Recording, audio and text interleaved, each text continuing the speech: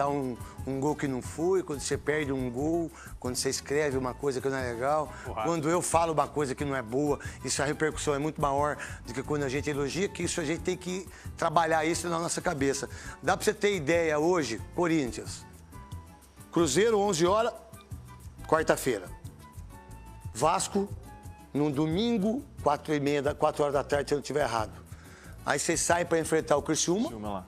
Aí depois volta para pegar o Bahia aqui e sai pro Grêmio. Então vocês têm 5 jogos. A minha conta, se ganhar 3, tá na Libertadores.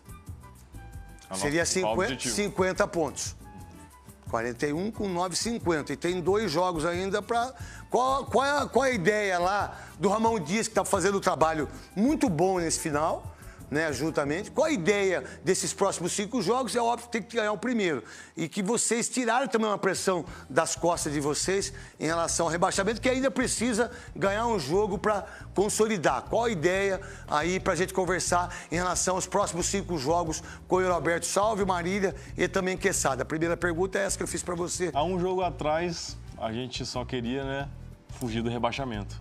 E hoje a expectativa de uma Libertadores é muito grande, a gente está cada dia mais próximo, a gente sabe que o jogo de quarta-feira vai nos deixar ainda mais próximo desse nosso principal objetivo agora, que é se classificar para uma competição internacional. E a gente sabe que nesses 5 jogos a gente pode pontuar bastante ainda, principalmente depois da vitória que a gente teve no Clássico, agora depois do Vitória também ganhar fora de casa nos dá uma força, uma confiança muito grande. Então eu creio que a gente conseguindo classificar aí para uma fase de Sul-Americana, de Libertadores, que é ainda melhor, vai nos ajudar bastante, preencher bastante o calendário no ano que vem.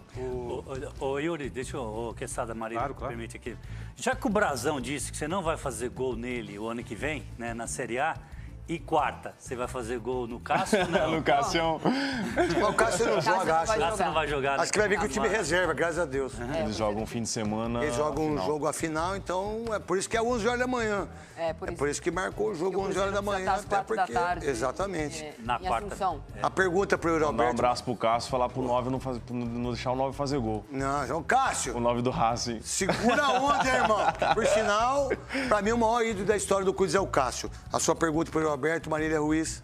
Você falou sobre os 2 jogos, né? Os últimos 2 jogos, a vitória sobre o Palmeiras e a vitória do Vitória mudaram a expectativa do time, que era só fugir do rebaixamento, ainda é um pouco, e a classificação para uma competição internacional. Eu queria saber, dentro do Corinthians, eu sempre faço essa crítica, que o Corinthians esse ano todo mundo chegou anteontem. Tirando você, o Fagner e o Romero, o técnico chegou anteontem, o goleiro chegou anteontem, o lateral direito o Romero também, só que ele já tinha passado. Ele já tinha... Não, mas ele não chegou este ano, né? Então, os zagueiros chegaram esse ano. Como é que faz para restabelecer uma nova liderança dentro do vestiário e para essa liderança ter uma conversa com o técnico? Quem é que estabelece o objetivo?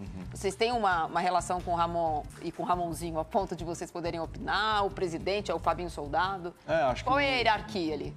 Acho que o Romero assumiu esse papel, né? Claro que a gente perdeu grandes líderes, Gil, Cássio, Renato Augusto, Fábio Santos também. Então, o Romero e acho que todos os jogadores ali, o Hugo, o André Ramalho, o Gustavo, os jogadores mais experientes ali, a gente tem feito isso e a gente sabe, foi que nem na Sul-Americana. Só chega a gente sabe que a gente tem que priorizar o Brasileirão, mas a gente chegou nas quartas, passamos para a semi e, querendo ou não, já cria uma expectativa muito grande de ser campeão, que nem nós mesmos lá dentro, a gente queria muito ser campeão. E agora a expectativa é muito grande de a gente conseguir uma... Mas o técnico pergunta para vocês, por exemplo, sobre o Sul-Americano. Até o Fortaleza, ele estava indo com um time alternativo. E a partir do Racing, ele colocou... Aí ele já começou a mudar. Mas vocês foram ouvidos ou foi uma decisão dele? Acho que foi uma decisão dele e a gente sabia também da importância, né? Porque a gente nunca tinha ganhado. O Corinthians até hoje não ganhou nenhuma Sul-Americana. Então a gente sabia da expectativa que estava e a gente também queria muito entrar na história. E aí acabou não dando muito certo. Mas agora a gente sabe da importância de, querendo ou não, fugir do rebaixamento é uma obrigação nossa agora, sabe? Então, a classificação para uma competição internacional é a nossa principal meta. É a principal meta que ele tem traçado pra gente também. Que bom que você não jogou futebol junto com o Quesada, porque ele me tirou de 2 Copas do Mundo. Faça a pergunta pra ele. Com o casamento dele. Acabou o casamento, você acabou mais 10 milhões. Pode se relacionar se eu não tiro você da Copa. Ô Yuri, ficou um gostinho de chegar a uma final, né? Ficou. Porque, assim, contra o Flamengo, no segundo jogo, podia ter acontecido em Itaquera. E contra o Racing, o Corinthians fez o início de jogo contra o Racing. 30 minutos, monstro. Um minuto quase gol, depois o Teu, depois o Garro criando. Muitas chances. Qual das duas acha que deveria, se pudesse escolher uma dessas aí? Ficou uma frustração grande de não ter chegado à final, né?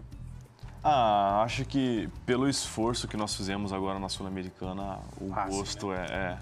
A gente queria muito chegar nessa final.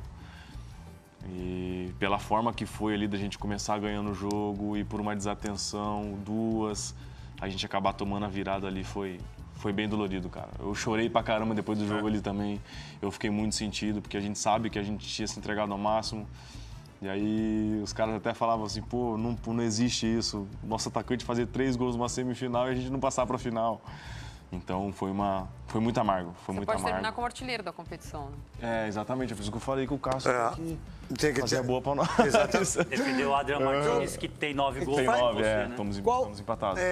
Você é muito jovem aí, com 23 anos. Sabe que eu conversei muito com seu pai e eu fiquei muito comovido com seu pai. Eu não conhecia sua mamãe, mas seu pai é um cara... Ele veio aqui aquela vez. E ele é maravilhoso, assim. Não que a sua mãe não seja, as pessoas que estão do seu lado, a sua irmã, todo mundo. Mas seu pai tem uma coisa muito divina, assim, em relação a tudo que você conquistou. Qual a ideia sua? Você saindo de São José, fazer teste no Santos, seleção brasileira. Fiz teste em outros clubes e acabei não passando Aonde? ainda antes do Santos. Fiz no Palmeiras. No Palmeiras, que ano? Palmeiras. Foi em 2011 ou 12. Como meia, como atacante ou como segundo homem? Como meia. Eu era meia ainda. Eu sei. E no Santos eu passei como meia também. Como meia. Aonde mais você foi? Só que aí... Quem te levava? Seu pai te levava? Meu pai. Meu Sempre pai ele. junto da escolinha que eu jogava também, que era o R10. Tá, você ia lá, não passou. Não passei. E aí depois, vinha alguns caras assistir algum coletivo, algum jogo nosso, do São Paulo, Cruzeiro. Tá. E aí acabou não dando certo, acabaram não gostando, mas aí nessa peneira que eu fiz do Santos, graças a Deus. Entre os meninos, você foi o segundo. Qual é a lembrança disso e a importância? Porque a gente sempre dá muita moral pra mãe, né? E a mãe merece mesmo, porque mãe é mãe, né?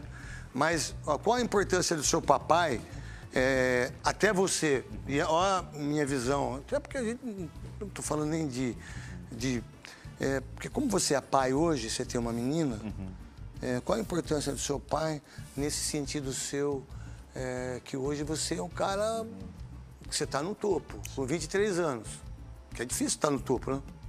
No Corinthians, essa situação toda. Qual a visão do papai seu, a importância dele nesse momento tão maravilhoso que você está passando? E você sabendo que você é pai hoje, você sabe como é que é. Neto, se não fosse ele, cara, não sei se eu estaria aqui hoje. Porque já tive bastante momentos de desequilíbrio ali, sabe? De acontecer alguma coisa ruim e dar uma viajada. E ele é um cara que sempre me segurou, é um irmão pra mim. Acho que a importância de eu estar vivendo tudo isso é por conta dele. E ainda mais, pra mim, é muito gratificante, porque eu sei que ele sempre sonhou em ser jogador de futebol também. E, infelizmente, pelo tratamento, não sei muito assim, mas o pai dele já não apoiava ele. Porque o jogador de futebol na época mesmo do seu pai era vagabundo.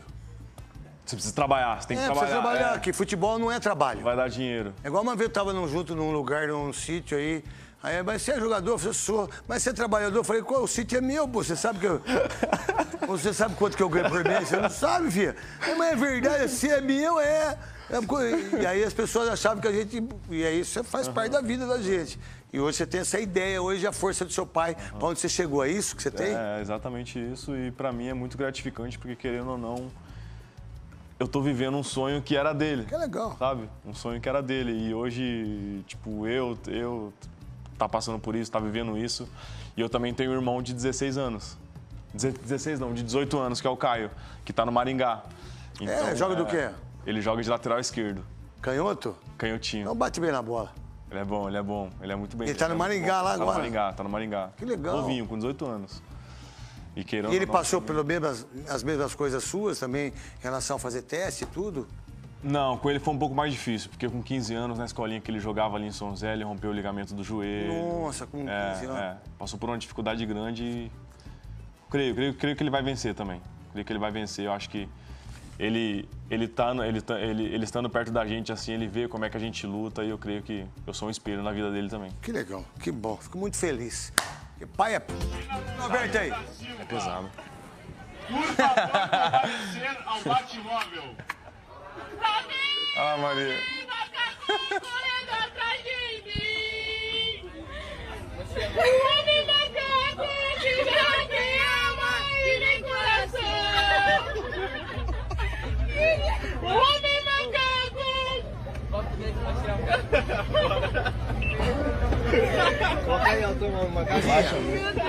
Tinha 15.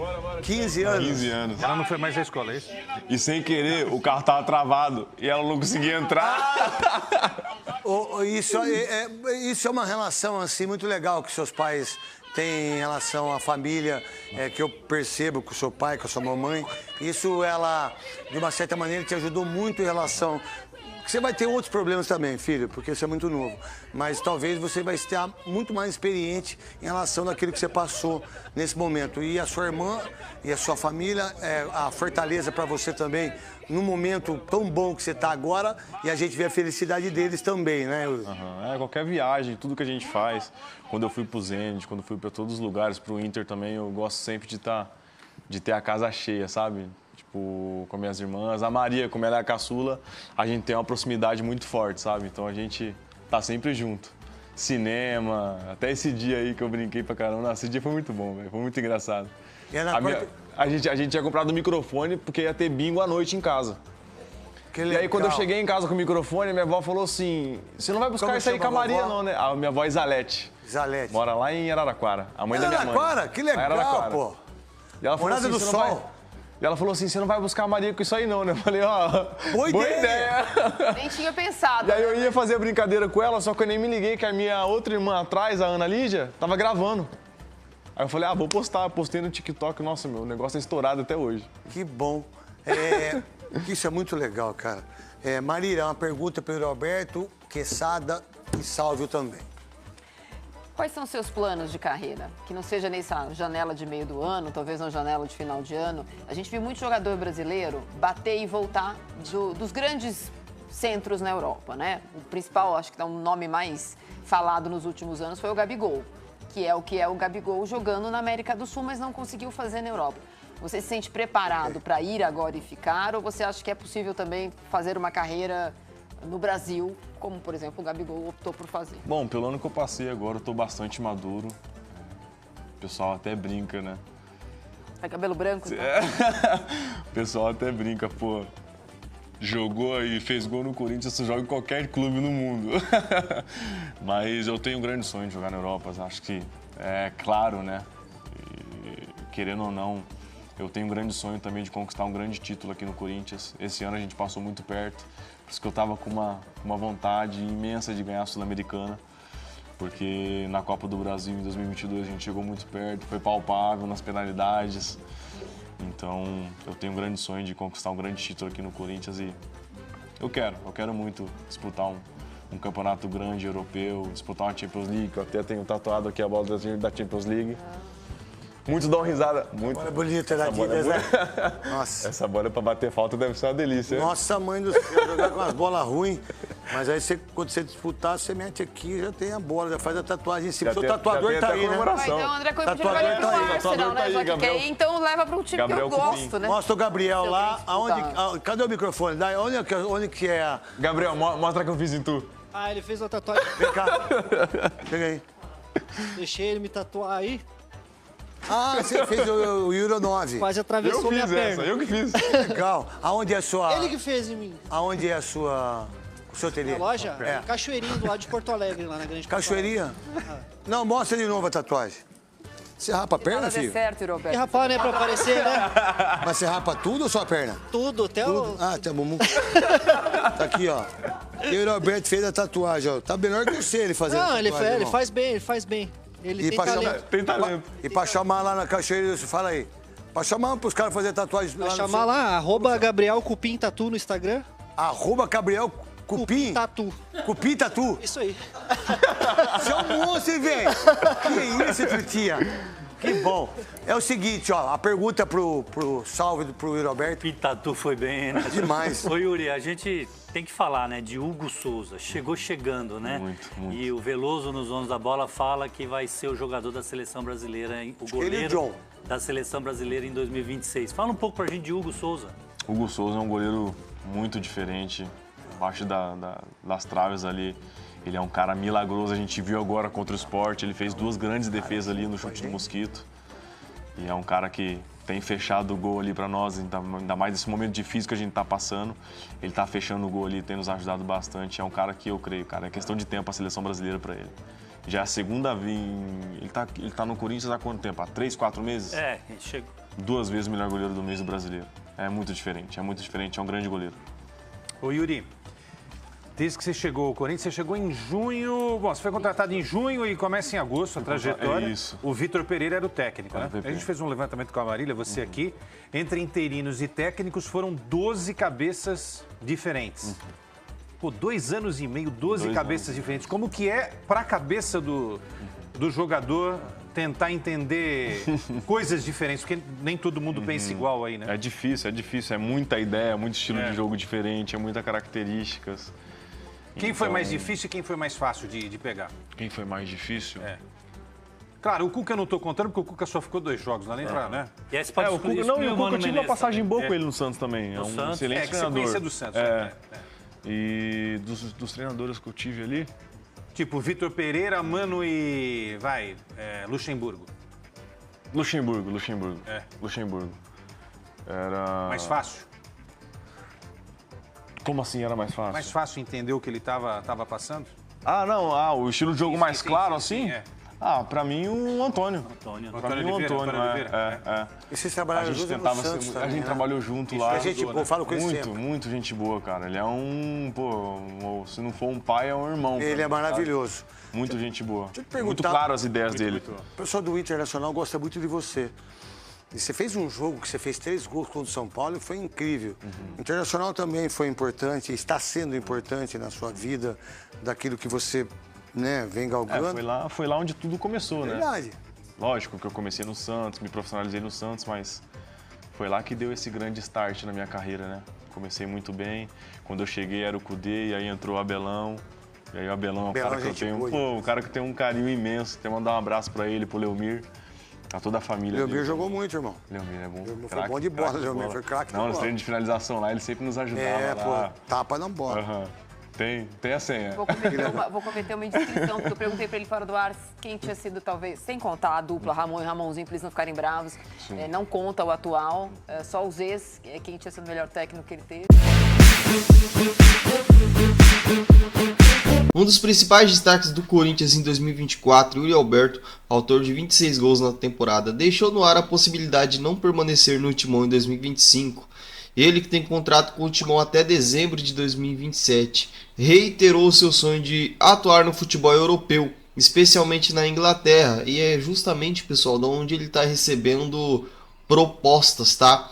Isso tudo durante a entrevista no programa Apito Final da Band TV, que vocês acabaram de acompanhar aí. O Yuri Alberto teve passagem pelo Zenit da Rússia, explicou que a decisão de voltar ao Brasil foi motivada por questões alheias à sua vontade, como a impossibilidade de disputar competições europeias devido à guerra lá no leste europeu. No entanto, ele deixou claro que sua prioridade é construir uma carreira de sucesso no futebol inglês. Nas falas dele aí, como vocês acompanharam, abre aspas: eu tenho o grande sonho de jogar na Europa, estou muito feliz aqui no Corinthians, mas acho que se vier alguma coisa que beneficie o clube e a mim também está em aberto. A prioridade é a Inglaterra, gosto bastante, afirmou o atacante. Isso daqui, pessoal, tá me parecendo uma despedida. Tá parecendo que o Yuri Alberto tá se despedindo, já tá começando em entrevistas aí de TV, em locais, já para se despedir da torcida corintiana, para quando chegar o dia mesmo dele ir embora não doer muito, não vir seca lapada. Então já está começando tudo um processo de despedida. As informações que estão chegando para nós, que é da mídia aí, já estão sendo de que o Yuri Alberto pode ser que saia. O Augusto Melo já parou de falar que não vai negociar, falou que está focado no Brasileirão, já está mudando aí um pouco a conversa. O próprio Yuri Alberto aí tá falando que quer jogar na Europa, então isso daí tá parecendo uma despedida, hein, pessoal? Então depois vocês podem vir aqui no canal e cobrar. Isso daqui tá com cara de ser despedida, tá? O Yuri Alberto tem contrato até 2027. O Corinthians teria a vantagem de negociar em boas condições, caso surja uma proposta. A eventual saída de Yuri Alberto significaria não apenas a perda de um artilheiro, mas também a necessidade de buscar um substituto à altura para liderar o ataque na próxima temporada. E é isso aí, gente. Lembrando que se o Yuri Alberto sair, a gente vai ter que ir no mercado. O Augusto Melo, ele garantiu recentemente que o Yuri vai permanecer no Corinthians em 2025. Porém, a fala do jogador e as especulações do mercado estão deixando bem claro que provavelmente não é isso que vai acontecer, tá, pessoal?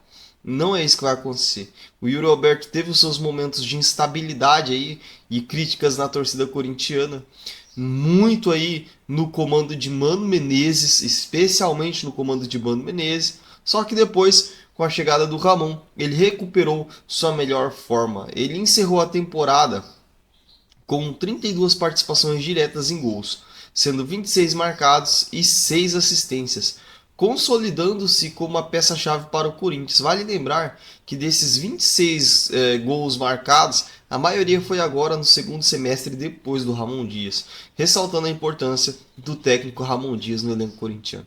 E aí, o que vocês acham disso? Pode negociar o Yuri Alberto ou não? Tem que segurar o Yuri Alberto aí em 2025? Eu quero saber de você.